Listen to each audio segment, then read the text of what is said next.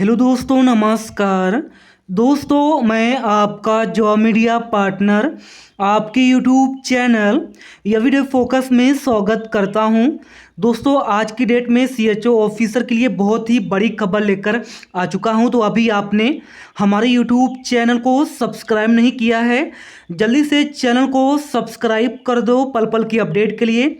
आज है 14 मार्च। आज की डेट में 10 बहुत ही बड़ी खबर यूपी एनएचएम सीएचओ ऑफिसर के लिए लेकर आ चुका हूं। अगर देखोगे पूरे एक पेज में जो है आप सभी लोगों के लिए बहुत ही बड़ी खबर हिंदुस्तान के न्यूज़पेपर में पब्लिश की गई है, जिसकी सारी जानकारी एक एक करके आज हम आपको इस वीडियो में देने वाले हैं। सबसे पहले देखिए, यूपी एनएचएम सीएचओ ऑफिसर के लिए यह बहुत बड़ी खबर निकल के आ रही है। यहाँ पे देखोगे तो 10 बहुत ही बड़ी मांगों को लेकर अपडेट निकल के आ रही है। इसके अलावा न्यूज़पेपर में बताया गया है जो भी यहाँ पे सीएचओ ऑफिसर हैं उनकी कौन कौन सी मांगे हैं उसे जो है न्यूज़पेपर के माध्यम से सरकार को बताया गया है, और क्या क्या आपकी शिकायतें हैं।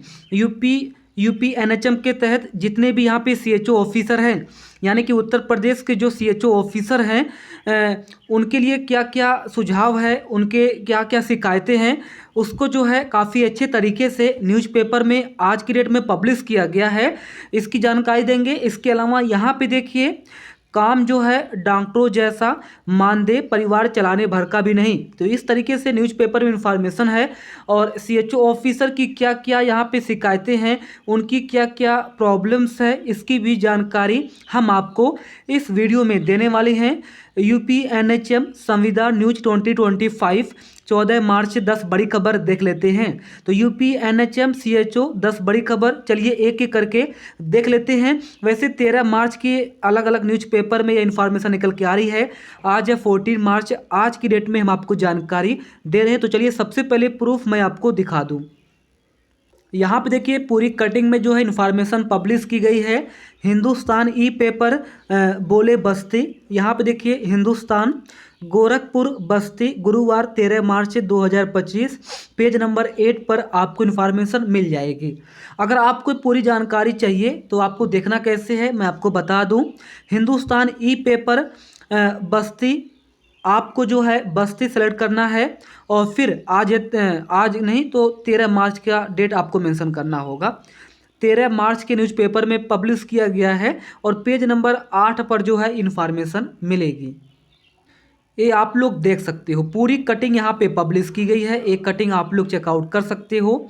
यहाँ पे देखिए बोले बस्ती, और यहाँ पे मेंशन है हिंदुस्तान गोरखपुर या फिर बस्ती, गुरुवार 13 मार्च 2025, पेज नंबर 8 पर आपको सारी इन्फॉर्मेशन मिलने वाली है। चलिए यहाँ पे हम आपको सारी जानकारी दे दें। सबसे पहले पढ़िए, सामुदायिक स्वास्थ्य अधिकारी ग्रामीण स्वास्थ्य व्यवस्था सुधारने में अग्रणी भूमिका निभा रहे कम्युनिटी हेल्थ ऑफिसर सीएचओ के सामने तमाम दुश्वारियां जो है घर से काफ़ी दूर सेंटर पर रोजाना जाना और ड्यूटी पर जाना, मरीजों की सेहत की जांच और रिपोर्टिंग इनकी दिनचर्या में शामिल है। इनका काम डॉक्टरों जैसा है, लेकिन मानदेय इतना कम कि घर गृहस्थी चला पाना भी मुश्किल हो रहा है। सीएचओ का कहना है कि एक व्यक्ति से डॉक्टर, फार्मासिस्ट, एलटी का काम लिया जा रहा है, झाड़ू तक लगवाया जा रहा है, लेकिन उसके काम का कोई मोल नहीं। हिंदुस्तान से बातचीत में सीएचओ ने अपना दर्द साझा किया, जिसकी जानकारी हम आपको देने वाले हैं। सबसे पहले यहाँ पे देखिए बोला गया कि 40 से 50 ओपीडी रोजाना करवाता है एक सीएचओ। अब यहाँ पे डिटेल्स में हम आपको जानकारी देंगे। काम डॉक्टरों जैसा, मानदेय परिवार चलाने भर का भी नहीं मिलता है। अब यहाँ पे देखिए बताया जा रहा है कि बस्ती ज़िले में 281 हेल्थ एंड वेलनेस सेंटर है। यहाँ इतने ही महिला और पुरुष सीएचओ तैनात हैं। डिग्री और पद के हिसाब से इनका काम विभाग की नज़र में कम है, लेकिन भौतिक स्थिति बिल्कुल अलग है। इन्हें सुबह सेंटर पर जाकर ऑनलाइन होकर अपनी उपस्थिति दर्ज करानी होती है। रोजाना 5 ऐसे मरीज को टेलीमेडिसिन की सुविधा दिलानी होती है जो कहीं और जाकर इलाज नहीं करा सकते हैं। एक सीएचओ रोजाना 40 से 50 ओपीडी करवाता है। गांव के लोगों की सेहत कैसी है इसकी जांच करना, बीमारी फैलने पर इलाज की त्वरित सुविधा मुहैया कराना होता है। इसके बाद भी सरकार और अधिकारियों की नज़र में इनके काम का कोई मोल नहीं है। सीएचओ का कहना है कि ओपीडी के लिए जरूरी दवाएं और किट नहीं दिया जाता। गांव के लोग दवा लेने आते हैं तो निराश होकर लौट जाते हैं। लंबी दूरी तय कर सेंटर तक पहुंचना किसी खतरे से कम नहीं होता। एक एक सेंटर ऐसे हैं जहां पगडंडियों से चलकर पहुंचना पड़ता है। सुरक्षा का कोई उपाय नहीं है। महिला सीएचओ की तैनाती नज़दीक के सेंटर पर प्राथमिकता में होनी चाहिए, लेकिन ऐसा नहीं किया जाता। जिस काम को सीएचओ खुद करे हैं उसका लाभ कोई और उठाता है। यदि काम के बदले प्रोत्साहन मिले तो पहला हक सीएचओ के खाते में आएगा। उनका कहना है कि सरकार उन्हें संविदा से नियमित करे, इसके लिए चाहे परीक्षा तक करा ले, लेकिन नियमित करें। नियमित होने के लिए यदि संविदा का परफॉर्मेंस रिपोर्ट अन्य संवर्ग में 15% जुड़ रहा है तो सीएचओ को यह हक मिलना चाहिए। पीबीआई में कटौती होने से भुगतान जो है फंस जाता है। सरकार काम के आधार पर सम्मान दे, एक समान कार्य के तहत सैलरी फिक्स करे, भुगतान में लेट लतीफ़ी खत्म हो। संविदा से परमानेंट करने के लिए यदि अनुभव की ज़रूरत सरकार की समझ से परे है तो वही कुछ सुझाव दे, जो भी उन्हें उनका हक मिले उससे उनका हौसला बढ़ेगा। अब देखिए आगे पढ़िए, यहाँ पे बताया गया है स्कूटी पर लाद कर दवा ले जाना मजबूरी। महिला सीएचओ हो या फिर पुरुष, सभी को ड्रग वेयर हाउस पर पहले ऑनलाइन इंडेंट करना पड़ रहा है। इसके बाद मिलने वाली दवा को खुद स्कूटी पर लाद कर सेंटर तक पहुंचाना पड़ता है। बदले में कुछ मिलता भी नहीं है। दवा भी इतनी कम कि अधिकतर मरीज कई दवाओं से वंचित रह जाते हैं। मलहम तक नहीं दिया जाता है, बैंडेज भी नहीं मिलता, ब्लड प्रेशर जांच की मशीन तक ठीक नहीं दी गई है। इससे मरीज सेंटर पर नहीं आते हैं। जब मरीज सेंटर पर नहीं आते हैं तो सीएचओ का परफॉर्मेंस भी गड़बड़ा जाता है। काफ़ी अच्छी बात है। और आगे बताया जा रहा है चाइल्ड केयर व एजुकेशन लीव नहीं मिलती है। सीएचओ का कहना है कि महिला सीएचओ को जो है चाइल्ड केयर लीव तक नहीं मिलती है। सरकार ने नियमित कर्मचारियों के लिए यह सुविधा दी है तो सीएचओ को भी चाइल्ड केयर लीव मिलनी चाहिए। एजुकेशन लीव भी नहीं मिलती है। सालाना सिर्फ सीएल और मेडिकल ही मिल रहा है, उसी में किसी तरह से काम चलाना पड़ता है। ज़रूरी कार्य के लिए यदि छुट्टी लेकर जाना हो तो काफ़ी मुश्किल हो जाती है। 500 रुपये ईंधन भत्ता है जो एक माह के लिए बहुत ही कम है, भरवाना पड़ता है। लिहाजा 500 रुपये महज 5 से 6 दिनों में ही खर्चा हो जाता है। बाकी दिनों में जेब से पेट्रोल खर्च करना पड़ता है।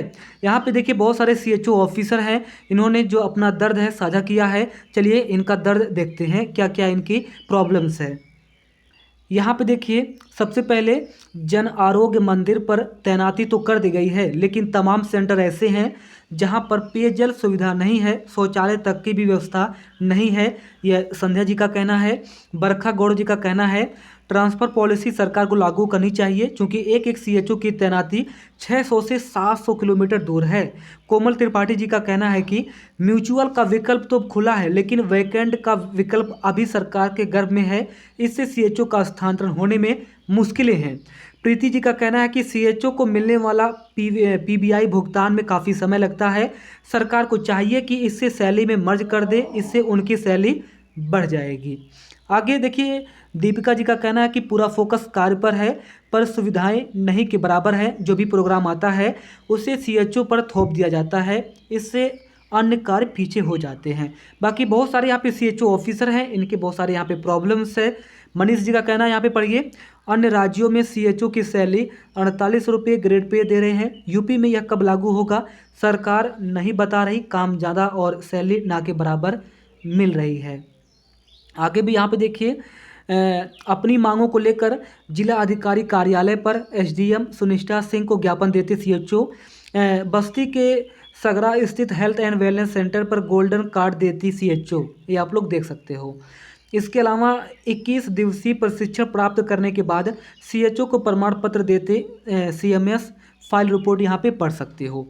अब जो भी जिम्मेदार हैं उनका क्या क्या कहना है मैं आपको दिखा देता हूँ। इसके बाद 5 क्या सुझाव हैं इसकी जानकारी देंगे और 5 क्या मांगे हैं इसकी जानकारी देंगे। क्लियर हो चुका है। देखिए सीएमओ बस्ती जी का कहना है जो यहाँ पे डॉक्टर राजीव निगम है, सीएमओ बस्ती, ये बोल रहे हैं कि सीएचओ संवर्ग का स्थानांतरण शासन के अधीन है।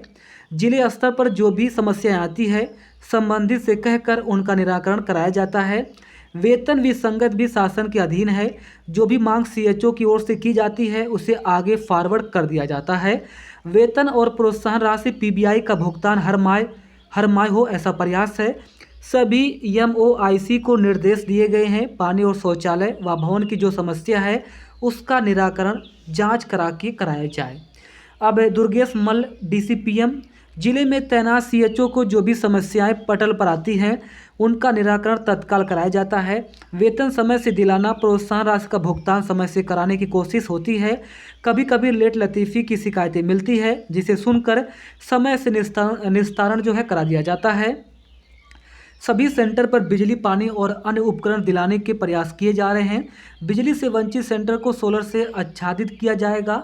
जन आरोग्य मंदिर पर सुरक्षा का कोई अभाव ना हो, ऐसे में टीम अलर्ट रहती है। जहां बाउंड्री वॉल नहीं है वहां यह कार्य होना प्रस्तावित है। और देखिए अध्यक्ष हैं सामुदायिक स्वास्थ्य अधिकारी संघ के। इनका कहना है कि ग्रामीण क्षेत्रों में जन समुदाय को जो है उनके घर के समीप गुणवत्तापूर्ण प्राथमिक स्वास्थ्य सेवाएं उपलब्ध कराने के लिए स्वास्थ्य उपकेंद्र स्तरीय आयुष्मान आरोग्य मंदिर बना है। यहाँ तैनात सीएचओ को उनका हक मिले, उसके लिए शासन स्तर पर संघर्ष जारी है।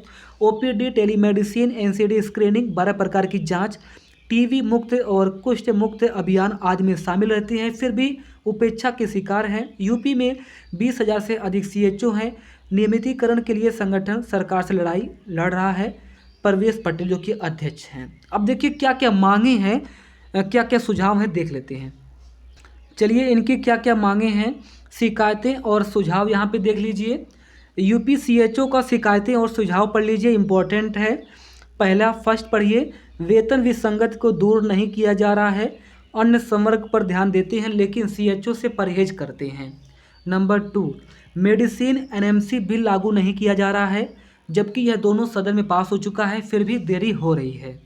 नंबर 3, सीएचओ का अलग कैडर बनाने के लिए लंबे समय से चली आ रही मांग की सरकार अनदेखी कर रही है। नंबर 4, केंद्र सरकार की गाइडलाइन के अनुसार 6 वर्ष सेवा पूर्ण कर चुके सीएचओ को रेगुलर करने में ढिलाई हो रही है। नंबर 5, नर्सिंग ऑफिसर भर्ती बोनस प्रत्येक नंबर देने का प्रावधान लागू करने में जिम्मेदार अधिकारी लापरवाही बरत रहे हैं। अब मांग क्या है, तो नंबर 1 मांग है सरकार पीबीआई को जो है सैलरी में पूर्ण रूप से मर्ज करे, इससे समस्याओं का समाधान हो सकेगा, अस्थायी ना हो। नंबर 2, अन्य राज्यों की तरह ही यूपी में भी सीएचओ का वेतन बढ़ाया जाए, वैकल्पिक व्यवस्था से काम नहीं चलेगा। नंबर 5, एचडब्ल्यूसी पर और दवाइयों को जोड़ा जाए, मौसमी बीमारियों की दवाएं आवश्यकता अनुसार दी जाएं। नंबर 4, श्रावस्ती की तरह सेंटर पर मानव संसाधन बढ़ाया जाए, एक असिस्टेंट सीएचओ तैनात हो, इससे सहूलियत होगी। नंबर 5, उत्तराखंड, एमपी, बिहार, उड़ीसा राज्यों की तरह नियमितीकरण प्रस्ताव लाया जाए, इससे सीएचओ का भविष्य सुरक्षित होगा। तो ये बहुत सारी मांगें थी जिसकी जानकारी हमने आपको दे दी है। यूपी एनएचएम सीएचओ ऑफिसर के लिए आज की डेट में बहुत बड़ी खबर की जानकारी दे दी है। कैसा लगा अपडेट जरूर बताइएगा। अगर आप लोग यूपी एनएचएम के तहत सीएचओ ऑफिसर हो तो आप लोगों को क्या क्या मांग है, क्या क्या डिमांड है, क्या क्या आपकी प्रॉब्लम्स है, आप लोग कमेंट बॉक्स में कमेंट कर सकते हो। धन्यवाद।